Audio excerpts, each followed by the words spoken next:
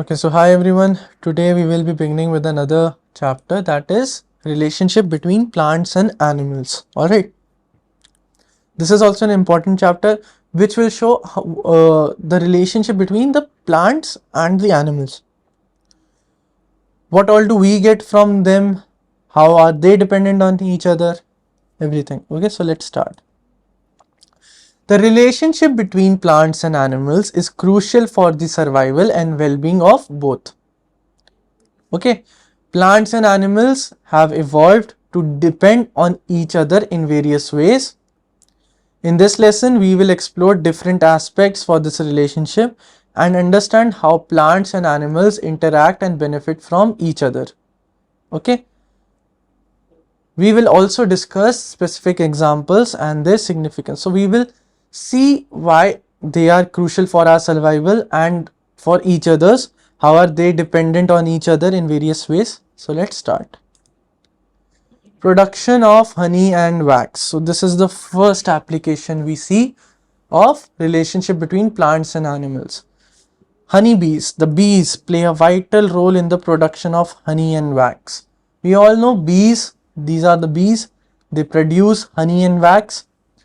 Bees collect nectar, a sweet liquid produced by flowers, and store it in their honeycombs. These are the honeycombs. See, these structures, the hexagonal structures. Why is it hexagonal? So that no space is wasted. We say bees are excellent engineers. Alright, they have not made circular honeycombs because some place would be wasted. They made hexagonal. Alright, the shape exists in nature. Hexagonal. Hexagonal means 6 sides. 1, 2, 3, 4, 5, 6 of a figure. So these are the honeycombs where they store the honey. Okay, in Hindi we call it the chhatta. Okay, the honeycombs. Bees collect nectar. They will collect nectar from the flowers, a sweet liquid produced by flowers. So this liquid is produced by flowers. The bees will take it. It will store it in their honeycombs. The nectar is converted into honey through the enzymatic activity of bees. So that nectar that the bees collect, alright, they store it in the honeycombs and they make it into honey. Alright, from that nectar that is derived from the flower, they convert it to honey. Honey is a valuable food source for both humans and animals. Honey is very valuable. You know, honey is the only thing on which a person can derive all its nutrition and stay alive. Okay, so for example, if I am on a remote island, I have been stuck up on an island and I only have honey, I will still be able to survive because it is said that honey contains all the natural nutrients that a body requires. Okay, all the things that a body requires, it is in honey present. Beeswax produced by bees is also used in various industries such as candle making and cosmetics. So none of this honeycomb goes waste. Alright, if we have a part of honeycomb, we will have honey. We are able to make wax from that honeycomb. Alright, we are able to use it in various cosmetics, creams and all. Okay, face packs and all. These use beeswax. Okay, the beeswax.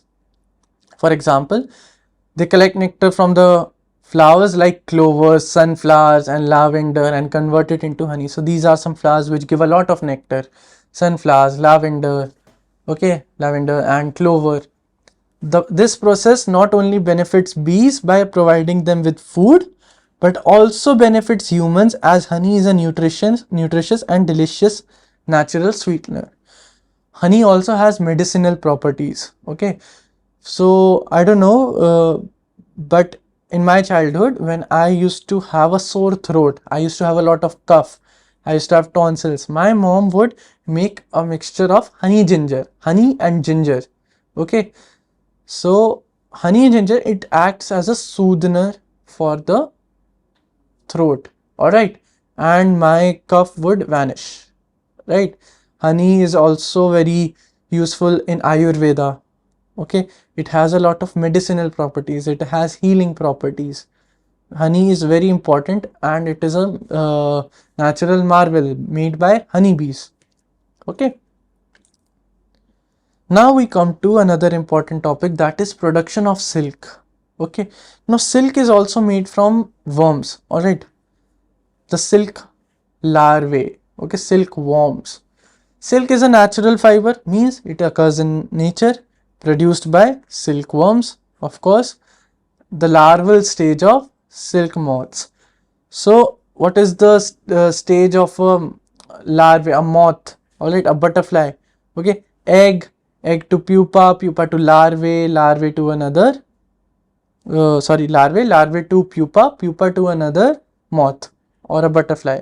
So, when they are at the larval stage, okay, before becoming a pupa and before becoming a proper moth, okay, silk moth, they become silkworms, silk larvae. Okay, this stage is very useful for us humans. What happens is, silkworms, they spin cocoons.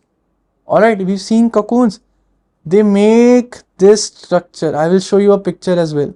Around themselves, they will spin a thread.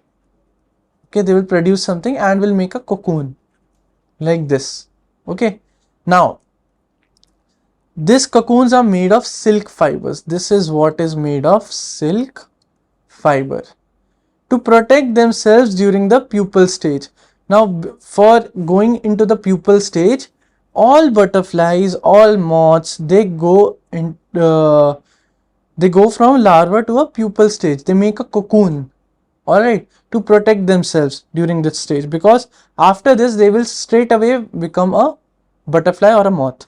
The cocoons are harvested and processed to obtain silk threads. So what humans do is, they will take this cocoon, okay, after it's becoming a silk moth, or maybe before, they will take this cocoon and they will process it to obtain this in threads, in long threads, okay, silk threads, which is used to make fabric, cloths and various luxurious products, because silk is a luxurious product. So let me show you the various things that happen. So see over here, right, let me choose a different color.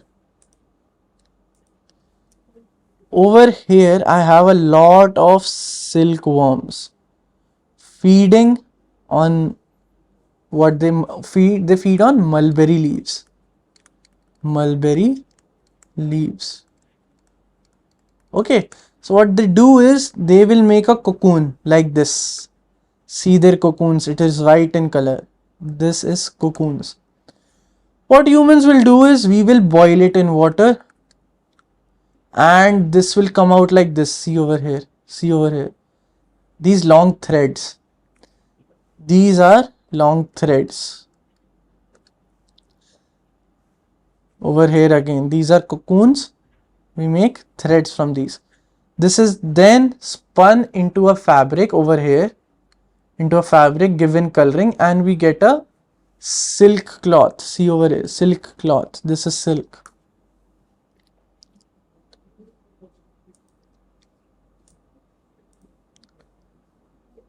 Now we come to another important part, that is production of lac. What is lac? LAC. Lac is a resinous substance secreted by female insects. So this part, female lac insects. So female lac insects, what they do is, they produce this resin like structure. Alright, resin is a food that we eat. This resinous structure, this is produced by these female lac insects. They feed on specific host plants. So what they will do is, they will attach itself to a particular tree, right, on which it feeds, such as the kusum tree. The kusum tree is on which lac insects feed. Lac is harvested by scraping it off the twigs and branches. So from this twig, from this branch, I will take away the resin. Okay, it is used in various industries, including the production of shellac, which is used in varnishes, polishes and food glazes.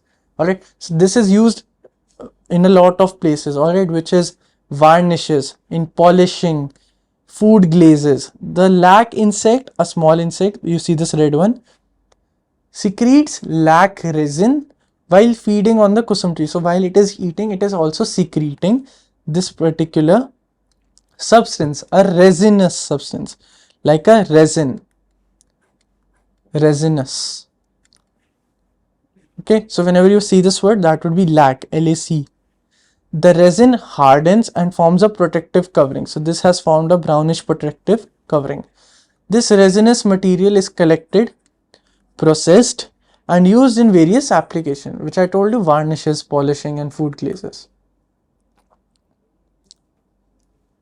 Now we come to pisciculture, right? Pisciculture. What is pisciculture? Pisciculture is rearing, breeding, and management of fish. So, fish farming. In a basic sense, it is fish farming.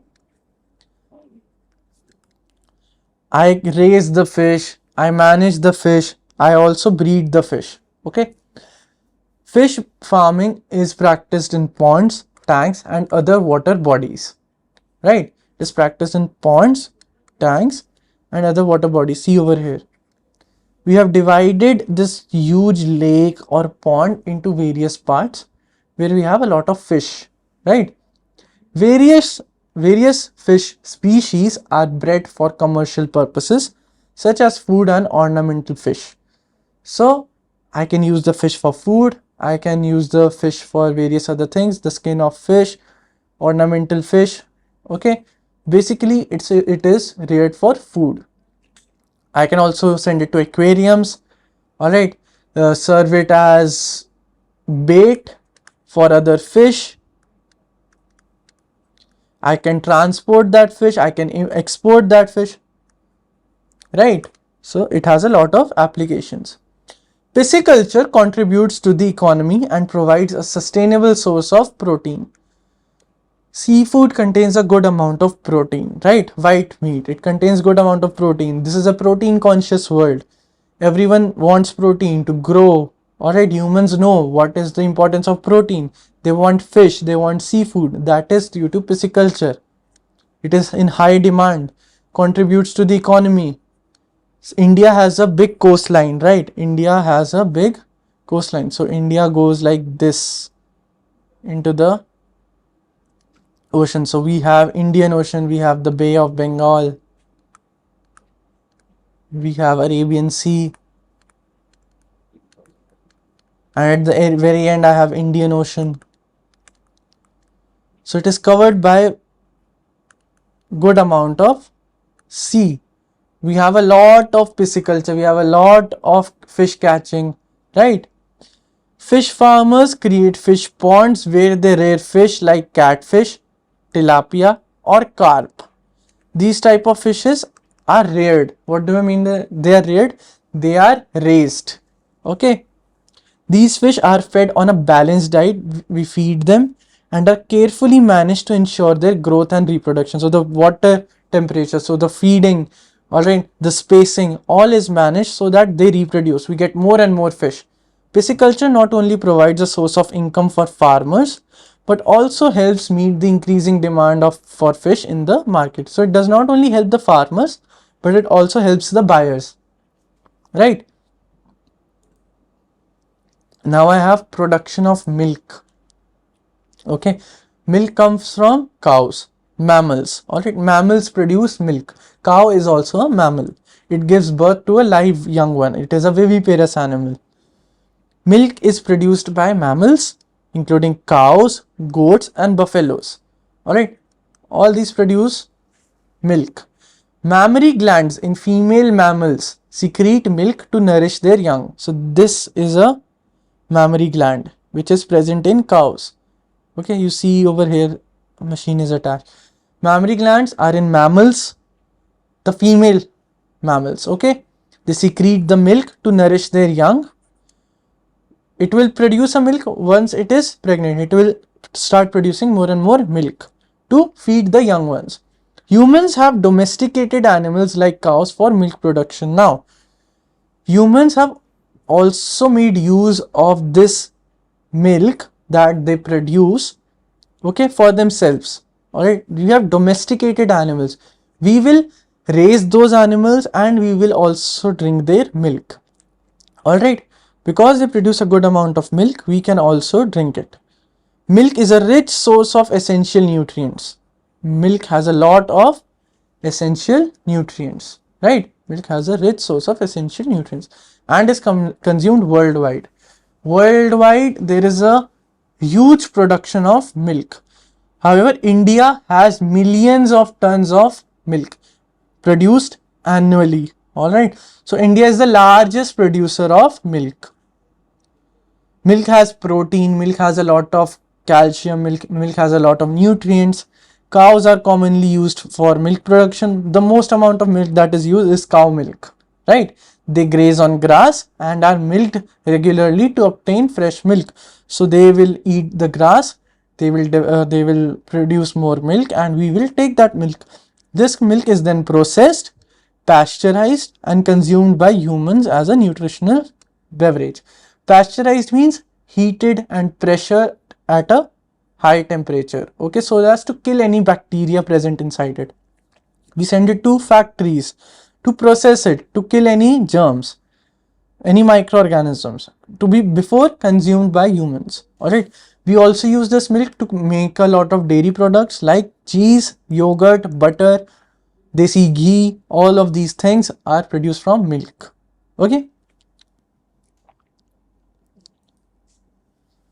now we come to wool. What is wool? Wool is a natural fiber. Again, it is occurring in nature, obtained from the fleece of sheep and certain other animals. Okay, so you see the sheep over here. I will take out its hair. Okay, I will trim it off, and this is fleece.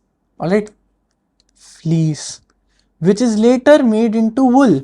Okay, so sheep is raised for its hair, its fleece, so that we can have wool. Okay, sheep are bred and raised for wool production, right? We get it in this form.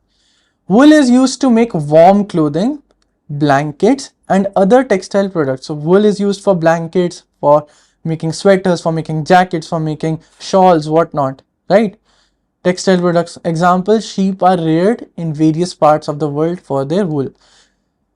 Even in India, sheep are raised, okay, for their wool. All over the world, in colder countries as well, where there is a lot of sheep is reared for its wool, okay, so that we can have its fleece to make wool. Wool is valued for its warmth, softness, and durability. Have you heard about the pashmina in Kashmir? Alright, it is very costly wool, but it is very high quality. It gives a lot of warmth, it gives a lot of softness, it is durable, it will last long.